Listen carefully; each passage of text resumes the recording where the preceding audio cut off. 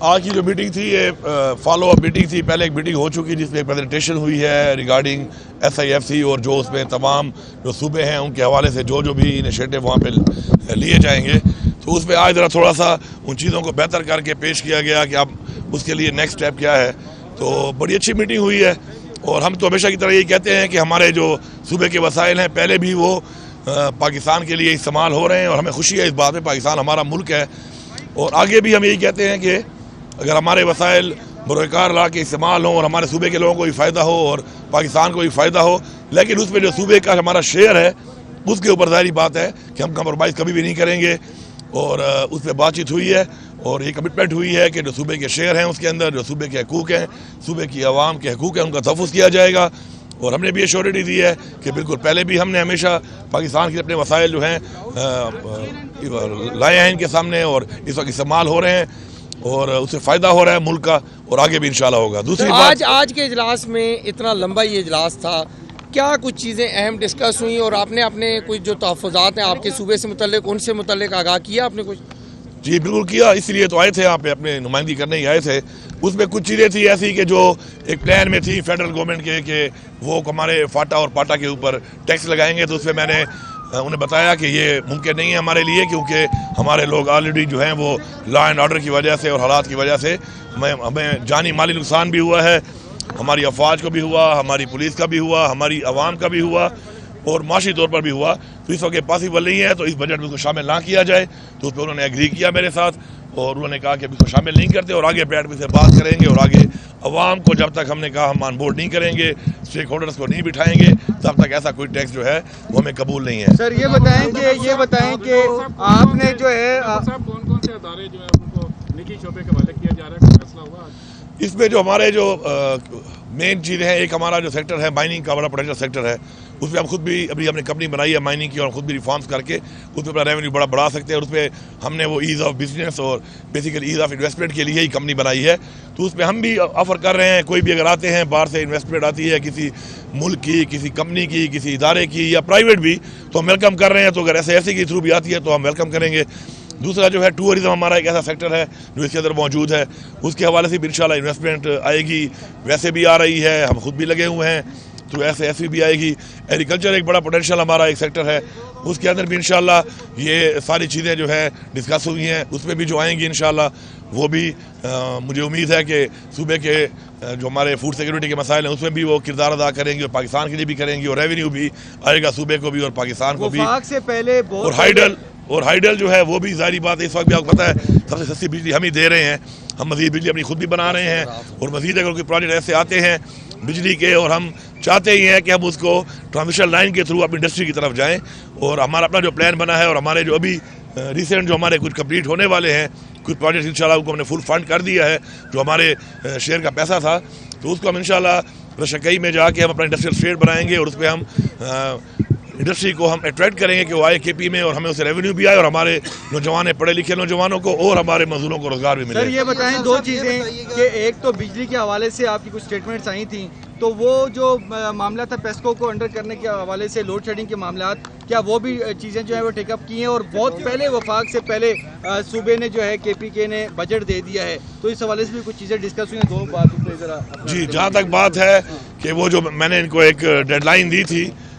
وہ اس پہ بات چیت ہوئی ہے اور اس کے اوپر ابھی یہ ہو رہا ہے کہ ابھی ہماری تھوڑی دیر بعد ایک میٹنگ ہے جس میں انٹیریئر منسٹر بھی ہوں گے اور ہمارے منسٹر پاور بھی ہوں گے یہاں کے فیڈرل, اور ہم بیٹھیں گے اور میں ان کو بتاؤں گا کہ میرے اس وقت حالات کیا ہیں اور میرے عوام پہ کتنا بوجھ میں اس وقت ڈال سکتا ہوں. اور صاحب میں جو میرے واجبات ہیں اس کے حوالے سے ہی بات ہوگی. اور میں اگر اپنے لوگوں کا جس کو یہ چوری کہتے ہیں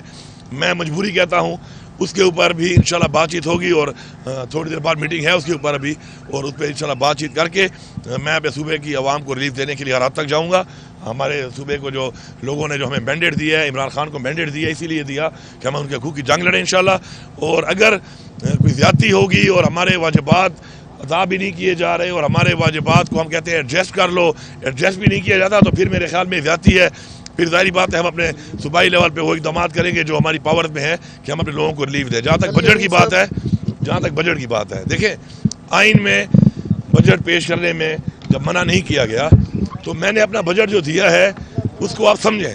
کہ اس وقت بتایا گیا تھا کہ 12,000 प्लस जो है वो इस वक्त जो रेवेन्यू रिसिप्ट्स होंगी वो फेडरल गवर्नमेंट की होंगी, तो बजट उसके मुताबिक ही बनाया जाएगा। अब आज पता चला कि जी 12.9 है, तो मैंने तो अपना 11 के हिसाब से बनाया है। मैंने एक स्पेस रखी है कि अगर इनकी कोई कमी आती भी है बजट में तो अकॉर्डिंगली हम ऑप्ट कर लेंगे। तो अभी तो माशाल्लाह मैंने उसी हिसाब से बजट रखा, और ये जो इनके टारगेट्स हैं तो मैंने 11 के हिसाब से रखा, 11,000 के हिसाब से, और ये तो 12.9 के हिसाब से आ रहा है। तो मुझे मजीद भी रिलीफ मिलेगा मेरे बजट में। बाकी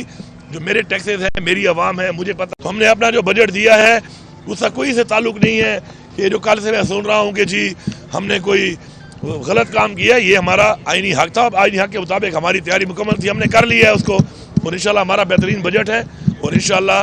हमारे बजट में हमने जो आवाम को रिलीफ दिया है हमें उसमें खुशी है, हमारी आवाम का हक बनता था, और इंशाल्लाह हम उस पर कायम रहेंगे। अली अमीन साहब, आपको मदू नहीं किया, जो ऑफिशियल नोटिफिकेशन था, तीनों चीफ मिनिस्टर्स को बुलाया, आप कहीं SIFC के रास्ते में रुकावट तो नहीं है? क्योंकि जो SIFC है पूरे मुल्क की नुमाइंदगी कर रही है, उसमें हर अहम ओहदेदार है, लेकिन आपको बाकायदा तौर पर नहीं बुलाया गया, क्या वजह है इसकी? अब देखिए, एक बात थी कि मुझे पहले नहीं बुलाया गया था और एक ज्यादती थी, लेकिन मैंने उसे बड़ा वादे जवाब दे दिया था। मेरे पास इस वक्त इन्वेस्टमेंट को लाने के लिए अपनी कैपेसिटी बिल्डिंग में कर रहा हूँ। इंशाल्लाह ग्रिप हमारी आ चुकी है, हमारी नई गवर्नमेंट ने अपनी ग्रिप के साथ अपना काम कर लिया है, माइनिंग कंपनी मैंने बना ली है, अपना जो हमारा SRC जो हमारी मैनेजमेंट कंपनी है उस पर हमारा काम हो गया है, हमारे वर्किंग ग्रुप्स बन चुके हैं हर हवाले से। तो अगर ये SIFC में हमें शामिल नहीं कर रहे थे और हमें नहीं बुला रहे थे तो मुझे फ़र्क कोई नहीं पड़ना था एज अ सूबा, क्योंकि मेरी ज़ात की बात तो है नहीं, सूबे की बात है। मैं उसके अलावा भी तमाम सेक्टर्स में जो काम SIFC के थ्रू होगा उससे ज़्यादा काम कर सकता हूँ। अल्हम्दुलिल्लाह हमारे अंदर पोटेंशियल भी है और इंशाल्लाह हमारे पास एक विजन भी है इमरान खान का।